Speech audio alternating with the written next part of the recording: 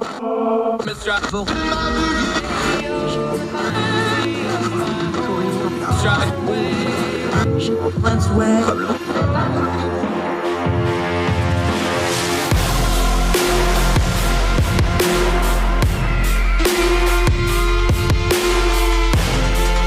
your host, Andrew Donaldson.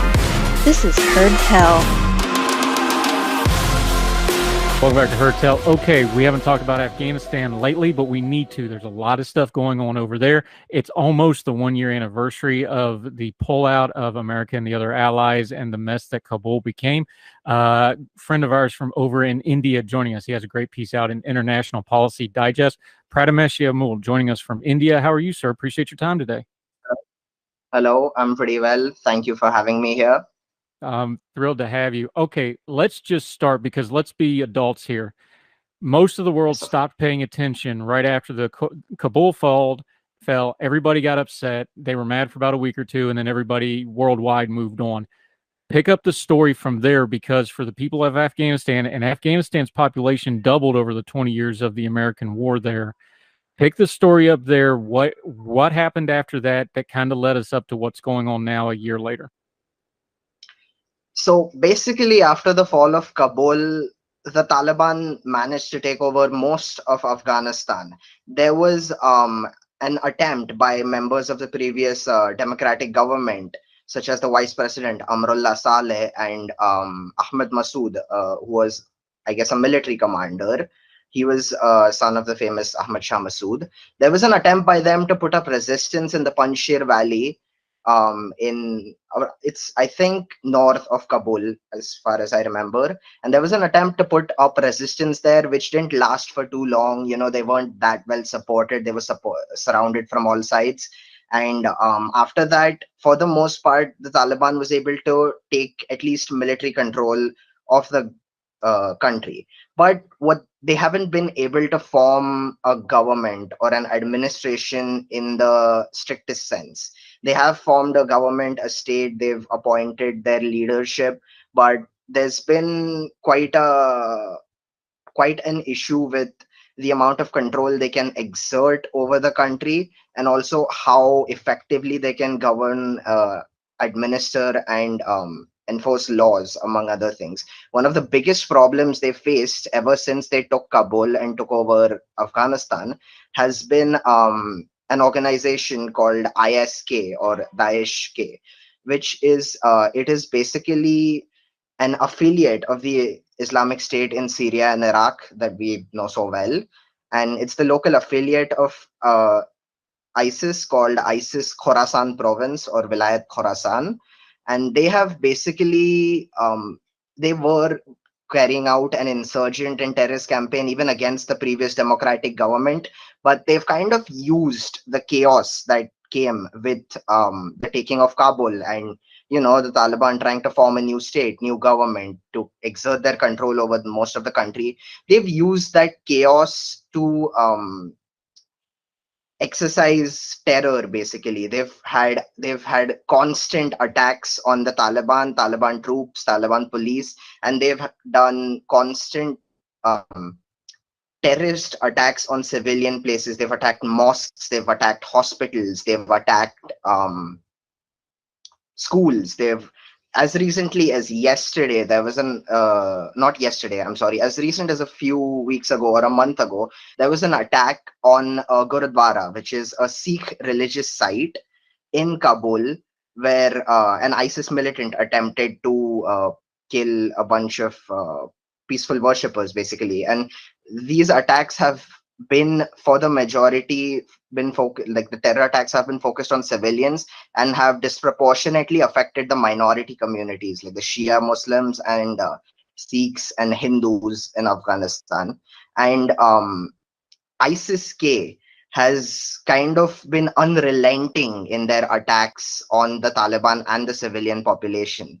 They've constantly kept up the pressure, and they've used this chaos to kind of form a stronghold of sorts in two major provinces in northeastern Afghanistan, mainly Nangarhar and Kunar province. and a third called Nuristan, where they have a somewhat lesser presence. And these are high mountainous provinces, hard to get. So they've basically stuck there and formed a kind of local base there. And ever since, they've constantly been attacking civilian sites, they've been attacking Taliban members, and they've been trying to sow as much chaos and create as much instability as they could. And basically, that's what's been going on. There have been major attacks. They've attacked Shiite mosques. They've attacked Sikh religious sites. They've attacked hospitals. I think they attacked uh, a maternal hospital, if I'm not wrong. They've also carried out very sophisticated for the region. They've carried out very sophisticated terrorist attacks on the Afghan power grid. They've attacked power electricity towers, which resulted in blackouts for large portions of Afghanistan. And they did this on a very strategic time. They did it close to the holiday of Eid. And basically, they've been trying to sow as much chaos as possible. If you remember, during the American pullout from Afghanistan or the fall of Kabul, there was a suicide attack at Kabul airport where American servicemen died, and 170 or so Afghans died, if I'm not wrong. And this attack was also carried out by ISIS Khorasan. So basically, they have been attempting to use the chaos and I'd say position of instability that always comes with a new armed revolution taking control to basically advance their agenda. And they've been attacking basically everyone in the region. Now, on the outside observers, because we don't always pay real close attention to this in the West, especially in American media, when Americans aren't involved, people probably are wondering, why are they fighting? There's some important differences between ISIS-K and the Taliban, though. The Taliban, of course, came out of the Pashtun nationalism, the tribal people. They were the original, the Mujahideen, if you're old enough to go all the way back to the Soviet era. For lack of a better way of explaining it, ISIS-K sees them more locally, and they see themselves as more of the international branch. There's some other ideological differences, though. Why is it a shooting blood feud? You call it a turf war for our Western parlance. This is just going to be an internal thing, right? There's not going to be any detente here. There's not going to be a peace among them, right? Not likely. Because, well, for one, I call it a turf war because this conflict is not only ideological, but for some of them, it's personal. You see, ISIS Khorasan actually formed from a breakaway group of the organization that is Tehreek-e-Taliban Pakistan, which is basically the Pakistani Taliban.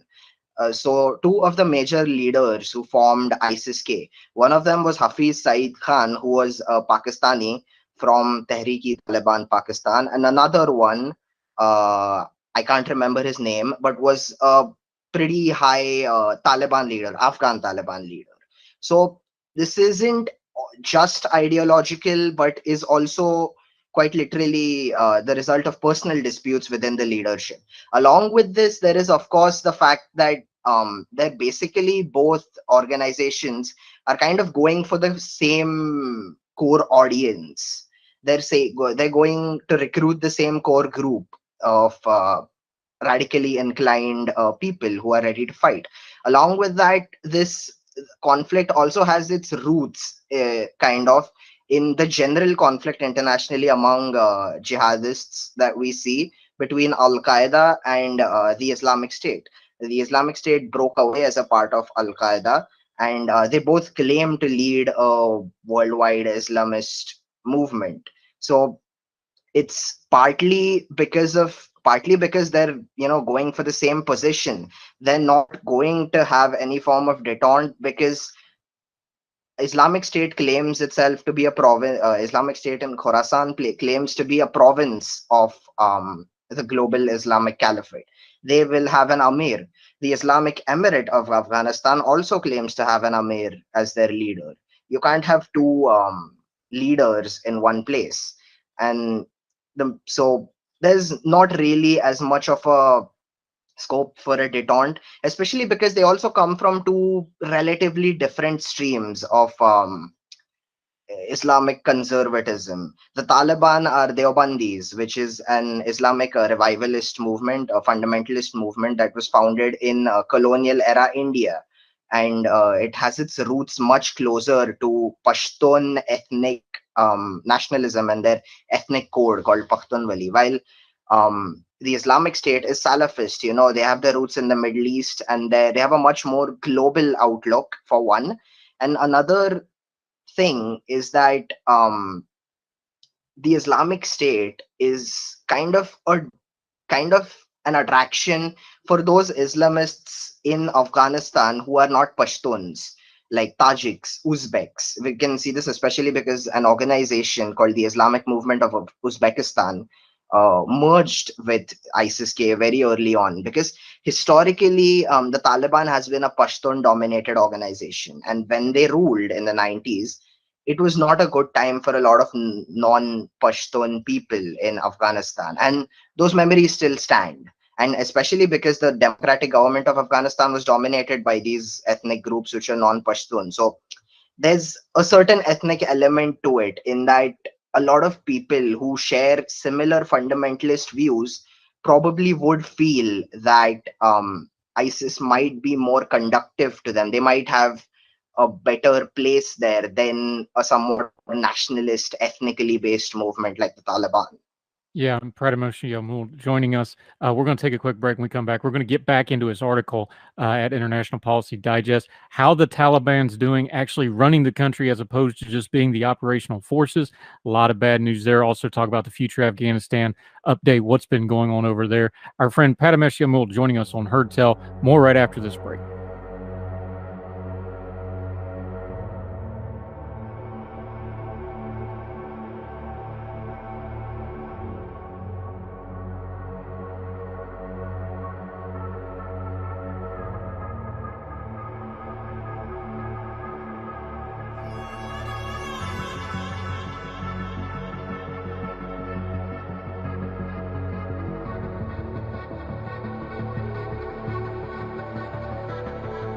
Welcome back to Heard Tell. Our friend Prathamesh Yamul from over in India joining us. We're talking Afghanistan. My friend, you mentioned it in your article. We've linked to it, International Policy Digest. Make sure you read the whole article for yourself. Part of the problem with the Taliban is having now, and it was very predictable because we talked about it during the drawdown and the total chaos that was when they took over Kabul. They have to actually govern now. And they're not only actually having to govern, but they're having to govern over a very different country than they used to govern before the American intervention. The population has doubled. The population is extremely young. The average age in Afghanistan is like mid-20s now. And there's still a country that is very, very strained on resources, as it always has. And now all that American money is gone. This looked like a recipe for disaster for them to try to rule because they don't have any experience running a country. And that's pretty much how it's played out. And now with all these issues, like with ISIS-K, you've got a lot of people fighting over a dwindling amount of resources and a very, very stressed population, don't you? Exactly. Yeah. I mean, first of all, you have a country that's been at war for pretty much 43 years now, continuously. You also have a situation where the Taliban does not really have many international allies. They don't have access to international streams of funding. Any resources that the former government had, the Ghani government, they're all frozen in international banks. The Taliban does not have a lot of money per se, and they don't exactly have yet the expertise to rule or administer a country as either. They've basically spent the last 20 years fighting a guerrilla war against American and Afghan security forces, and they have never had, even though they've held territory for quite a long time, unlike a lot of other guerrilla movements, they've never attempted to, let's say, form a local administration or a shadow administration in place. They've in the war in Afghanistan has been a constant, hide and seek game between allied forces, NATO forces, and between the Taliban. So that leaves a situation where the Taliban have now won, and a lot of them will be asking themselves, okay, what do we do now? Along with this, there's also, how do I say it, there's also certain amounts of internal conflicts between the Taliban. There is, of course, the issue that there is the general Taliban that exists in Afghanistan is not exactly a centralized leadership. It's made up of a lot of local warlords, local forces, a lot of people who switched over to the Taliban only in recent times when, the wind started blowing the other way. There's also the issue of a large bloc in the Taliban is made up of the so-called Haqqani network led by Sirajuddin Haqqani, which is quite literally a whole separate organization within the Taliban. There's also an issue regarding differences between the Taliban political leadership, which has been in Doha, and the ones that negotiated with the United States, who signed the agreement, and the actual on the ground, military leaders. And we don't know whether the military leaders would want to, toe the same line that the political leadership would. The political leadership definitely wants to rule and administer in whatever way they see administration being. But for people who have been at war for longer than their whole lives, it raises a question of how do you ease them into a civilian peacetime administration. In a country like Afghanistan, where conflict is so prolonged, there's not much left to get money from. There's not much sources of funding left for reconstructing a government. Along with this, at least as of yet, we have not seen the Taliban try to moderate their stance on any of their major issues. And this means that, the international community is not going to help them that much either. Right. And things. I'm sorry, Prathamesh Yamul joining us. Part of the reason they cannot get the international community, though, is not just their own brutality. As predicted, they did the massive crackdown on girls and women. You addressed it in your article. Let's just be honest here. People that have spent years as guerrilla fighters, they have a rigid ideology when it comes to women and minority groups and other folks and other religious groups.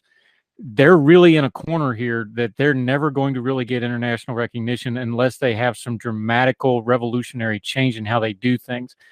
Is that still the stance? Because we saw the crackdown on women and girls in schools and all that. Is there any hint at all that they're ever going to change? Because I'm very skeptical that they will. I don't think so, honestly. And, recent events have given us even more food for thought in the sense that in around 3 days ago in Kabul, there was an American drone strike that resulted in the death of Ayman al-Zawahiri, who was the longtime leader of Al-Qaeda, the second most important person in Al-Qaeda after Osama bin Laden.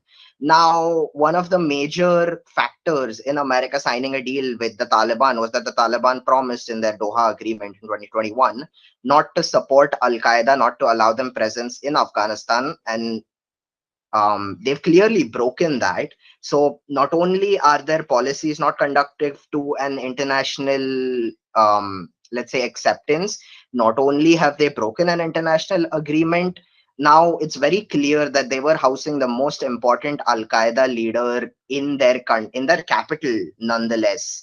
And they have not denied it. They have in fact called this an American attack on their sovereignty.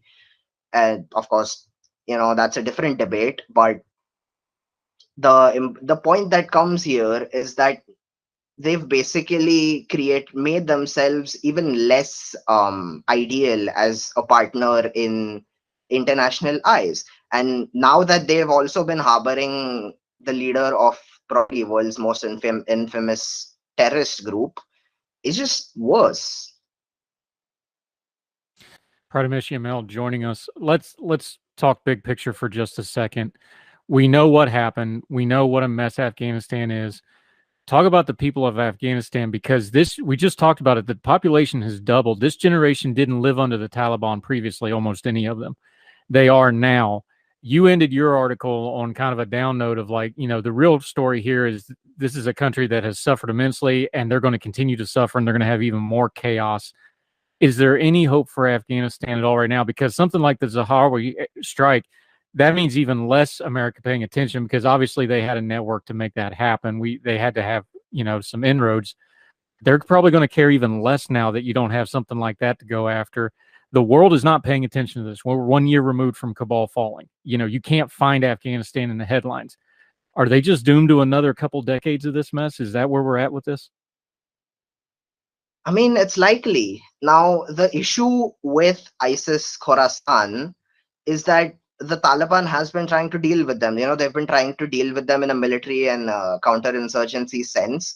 But the Taliban has been, for lack of better phrasing, has been using an approach that can be described as, every problem is a nail if you have a big enough hammer. And this has led to a lot of civilian casualties, a lot of, let's say, extrajudicial killings, a lot of collateral damage. And that's not how you run run a counterinsurgency. The more innocents you kill, the more you give credence to the ISIS's claim that this is an illegitimate government or an illegitimate administration. While ISIS has a very small presence, let's say territory-wise or in terms of personnel, they've been conducting attacks widely beyond this territorial presence. They've been conducting regular attacks in Kabul. They've been conducting regular attacks everywhere. And the more the Taliban, tries to deal with this with a blunt approach, the more it's just going to worsen things. And I don't know about the next 30 years of conflict, but this thing is going to rage for a while, especially if, they don't get help from foreign actors, and they haven't been able to improve their relations with their neighbors either. They've had border clashes with Iran, and we have seen how Iran responds to instability on their borders. They have responded to instability on their borders in Iraq and Syria. We don't know what they would do in Afghanistan. And I guess what I'm trying to say is that it's not really very bright for the future, because while the Taliban has gained control over their country, they're not being able to exercise the ability and let's say power that a normal government does. They're constantly having to deal with issues which, if it was in a conventional state somewhere, we just call it a failed state. So basically, for the next at least 5 or 10 years, I see maybe this conflict simmering down a bit in 5 years or 10 years, but it's very rough because ISIS has shown that you can take their territory, you can kill their militants, they'll just have more. And the thing is, they don't need a lot of people to carry out the kind of attacks they are carrying out. And another major issue is that ISIS Khorasan is operating in the provinces bordering Pakistan, and they have a major presence in Khyber Pakhtunkhwa, which is the province of Pakistan which borders Afghanistan. So this becomes a transnational problem, and the border around those areas is very porous. So there's a lot of highland mountainous territory which the Taliban will find it very hard to exercise an effective counterinsurgency operation in. Now, the other option then defeating them militarily is coming to terms with them. And I feel it might be a possibility for Taliban, but as said before, they have too many differences for them to properly come to terms in an agreement. And I just see this conflict getting worse for the next couple of years because the Taliban is not being able to exercise effective monopoly of violence in their country. Basically, they're not being able to make sure that they're the only actor who can, use armed actions. And as long as they aren't able to do this, they're basically gonna operate as a failed state. And I don't see that changing for quite a while. Yeah, oddly enough, the same things that allowed them to operate for decades and come to power themselves is now limiting their ability to stay in power and keep stability. Prathamesh, Yamul, great stuff today. One last question for you, though, for the Western audience, because our news media is basically ignoring this unless something like the Zawahiri thing happens or, God forbid, there's a massive death toll or something like that. What's a good way for folks to keep track of what's going on in Afghanistan? What should they be watching for? Because there's always going to be these little clashes what should the Western audience and the American and English-speaking world audience be watching for that something is changing or something is getting better or worse over there? They should be watching for, honestly speaking, this conflict for now has been very steady. It's been very, for lack of a better word, it's been consistent, but consistent in a negative way. There's no changes that have been occurring for Western audiences. I'd say there's always news about it. It's just buried underneath a lot of other let's say more important things for the West, maybe. But I would advise just keeping I would advise being informed about what ISIS does and what ISIS says, because as with the Middle East and ISIS, they're very vocal about what they're trying to do. And of course, the Taliban has also become more media savvy. They're putting out releases about their supposed counterinsurgency operations and the successes of it.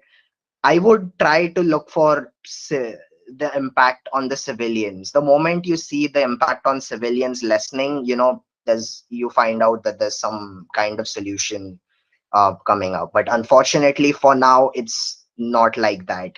Just recently, in something that's more closely related to my location, there's been a relative mass exodus of Afghan Sikhs leaving the country and fleeing to India because it's simply not that safe anymore. Because there's ISIS targeting them, the Taliban is not going to help them out that much. They're infidels for the more radical members of the Taliban. So, you have a community in the few hundreds, of which there are scores fleeing back to India. And of course, while I'm happy they have a safe haven here to come to, it's also sad that they have to leave homes which they have occupied for centuries. And it just shows that, the most important thing here is the civilians. And until we see less civilians being affected, it's not going to get better.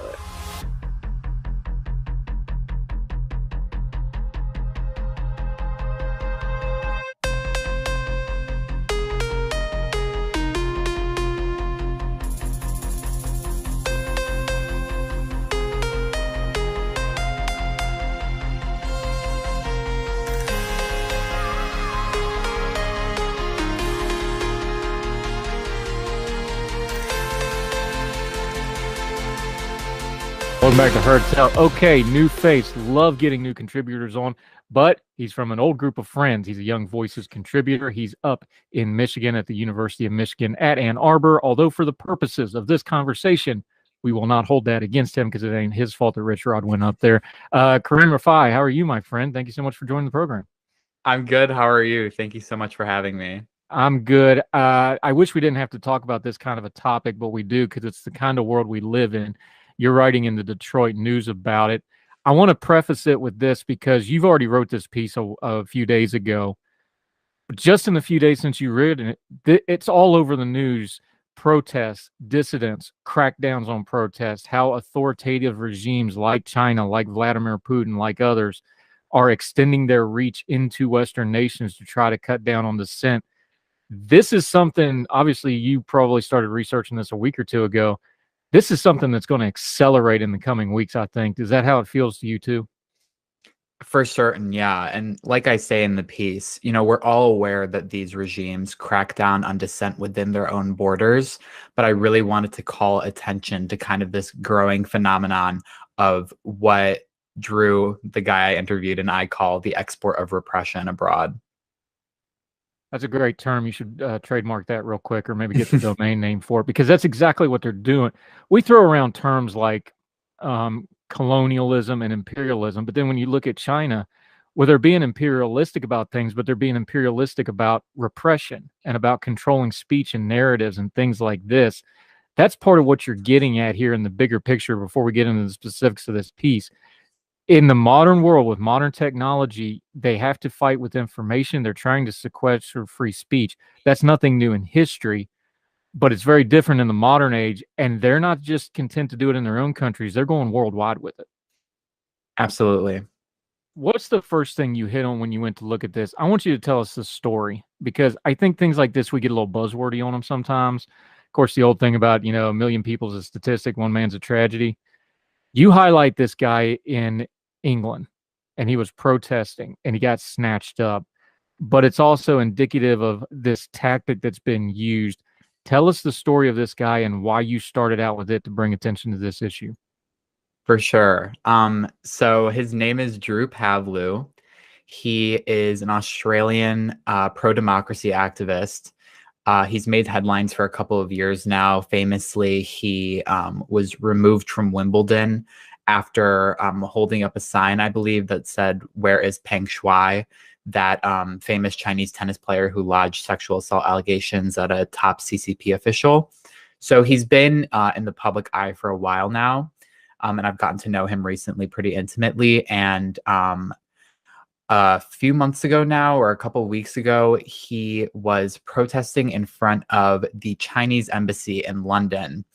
And essentially what happened was a fake bomb threat under his name was emailed to the embassy. The embassy called the police. He was arrested. He was in, jail for 24 hours, like no access to consular assistance.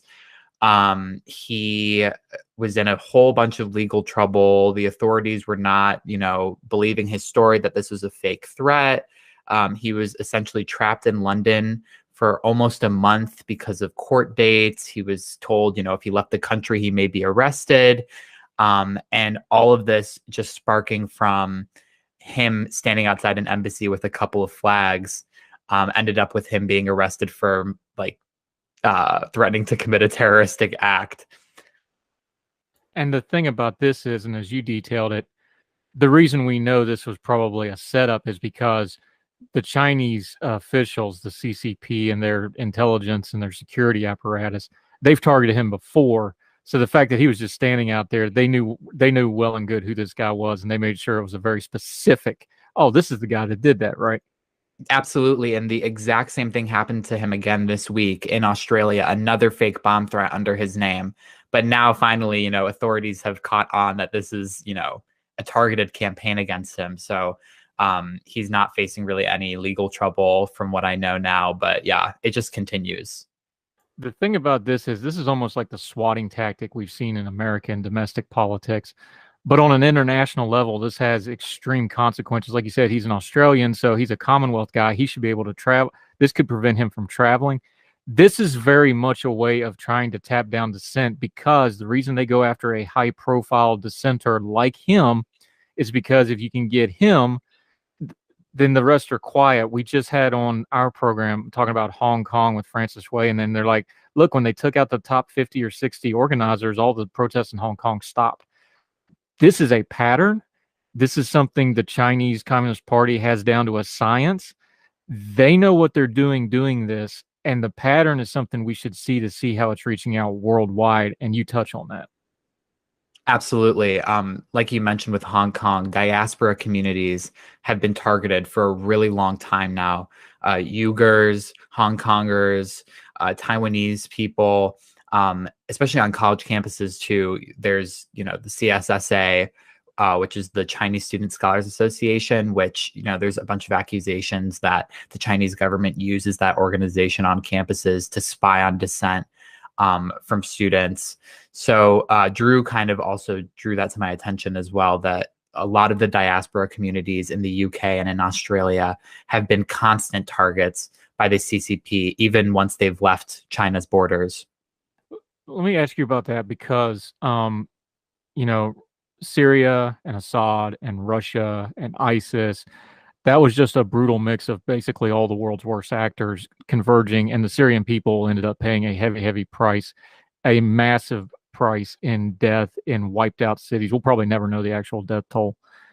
When you're talking to somebody who maybe doesn't follow politics, especially world politics, and doesn't even know something like that even exists, how's it hit you? Do you feel do you just not want to talk about it? Do you feel a responsibility as somebody in a diaspora community of, I need to explain to them why this is so important?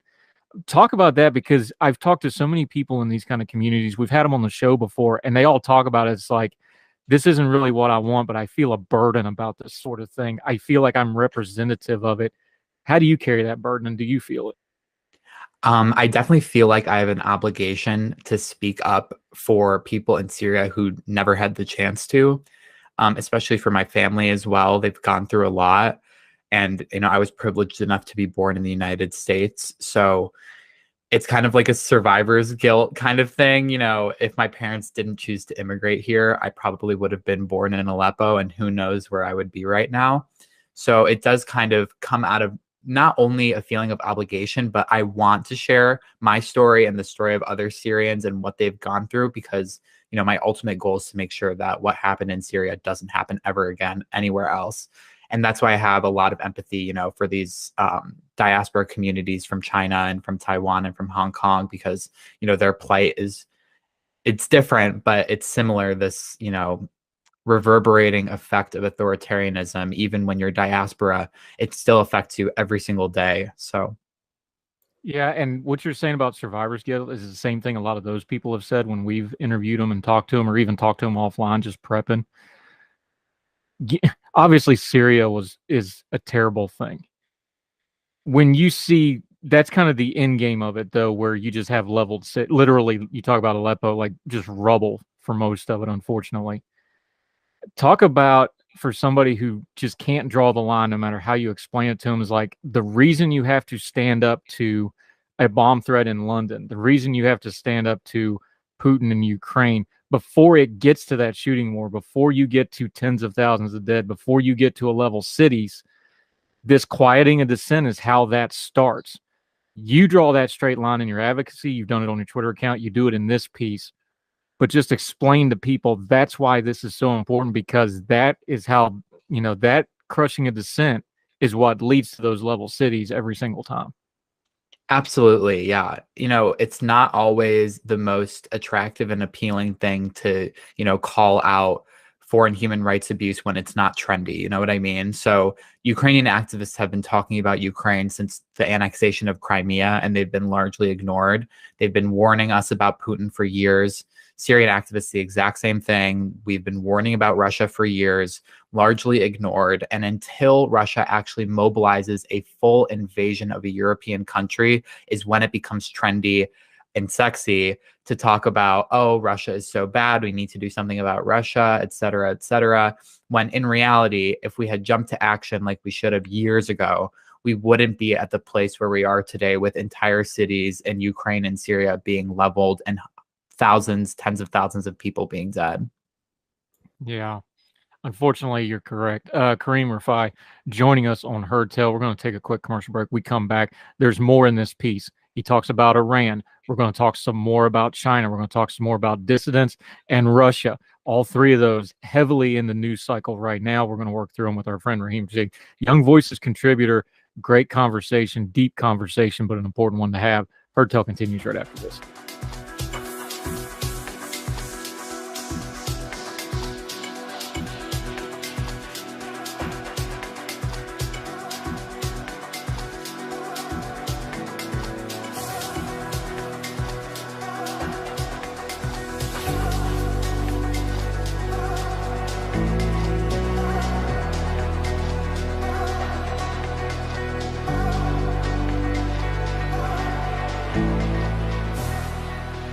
Welcome back to Heard Tell, continuing our conversation with Kareem Rifai. He's up in Michigan right now, but he's talking about dissent, talking about authoritarianism, talking about protesting them and the very real cost that protest can have. On that vein, we've got it right in the news right now as we're speaking, really, in Iran.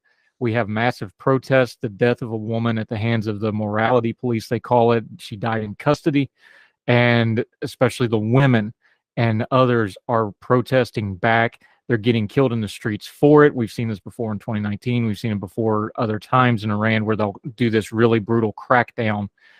When you're talking about dissent and how important it is and protesting, how's it hit when you see something like this? Because, let's be honest here. Sometimes protesting gets a little performative, and there's actually a protesting industry.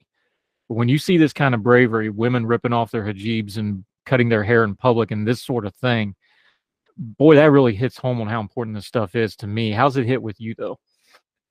Absolutely. Absolutely. I mean, they are the peak of bravery. People standing up in regimes as repressive as Iran's and, openly flouting, the most repressive laws. It really is inspiring. And that's why in this article, I talked to Drew specifically about Iran and the silencing of dissent in Iran and abroad. And the case of Masih Alinejad, who is a Iranian women's rights activist here in the U.S., who faced not even her first assassination attempt a couple of weeks ago.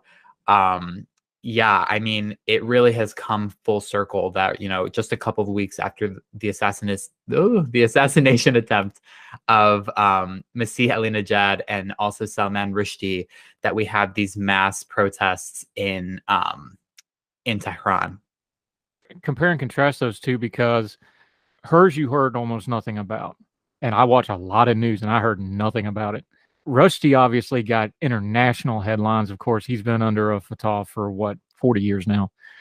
So that one got a lot of headlines.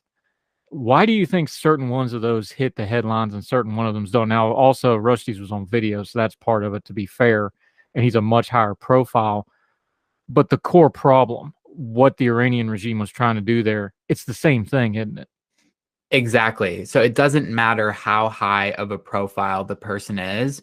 We need to be paying attention to every act of Iranian-sponsored terror on our soil, whether it be a famous author like Rushdie or a prominent activist like Masih Alinejad. We need to be paying attention to Iran's actions on our own soil. It's a violation of our sovereignty. It's a violation of our freedoms. And it's honestly egregious that an Iranian American activist, she, I believe, is an American citizen, is at threat of being gunned down in her own home in New York because she said something negative about a regime thousands of miles away.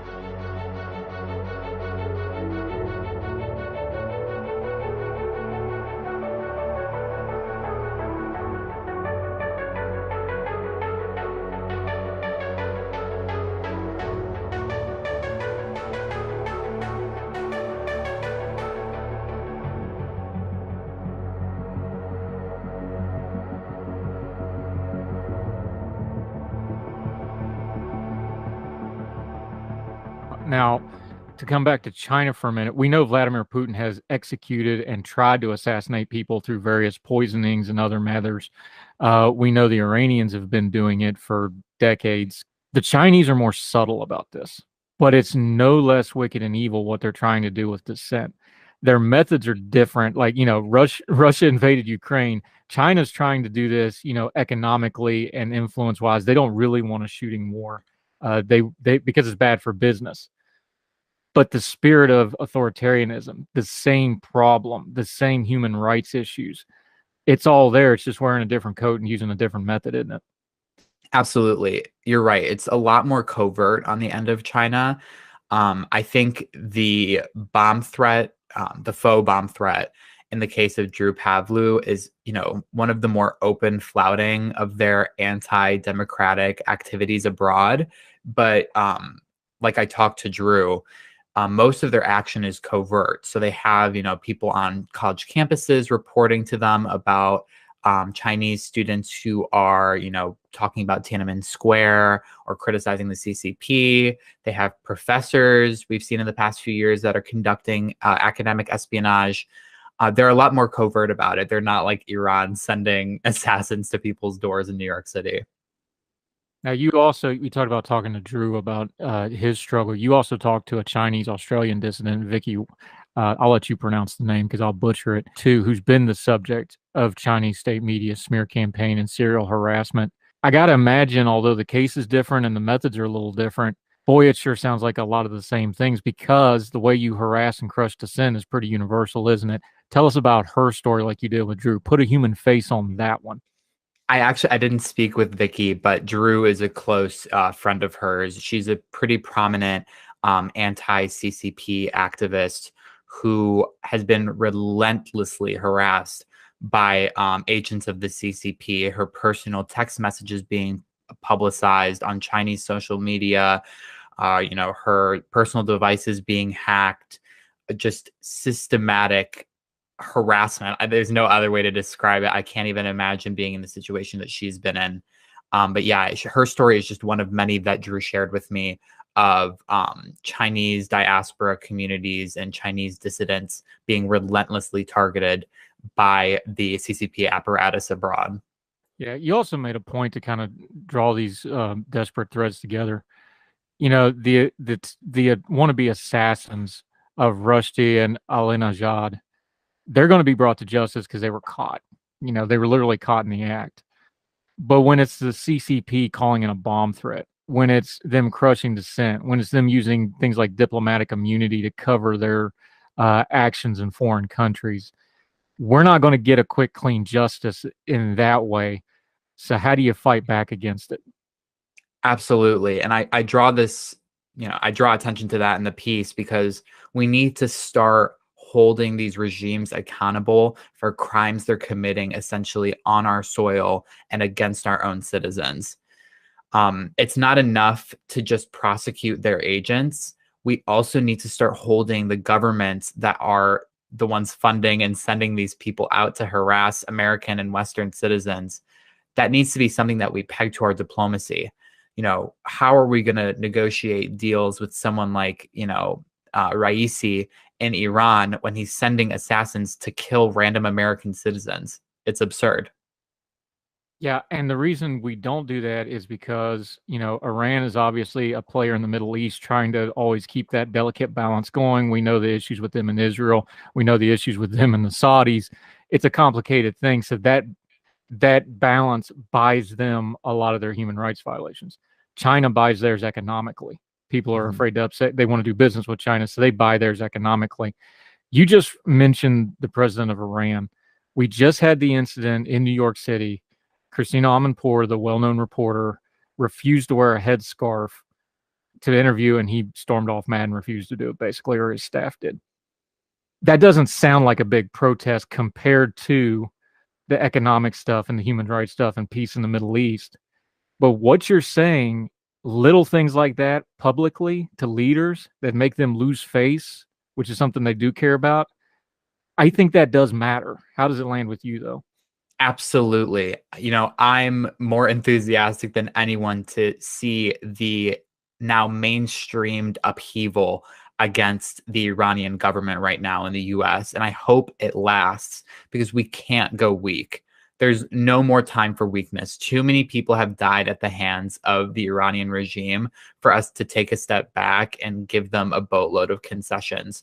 So seeing this mainstreamed upheaval against not only Raisi, but the government of Iran over what's been going on in the past week, it's really great to see.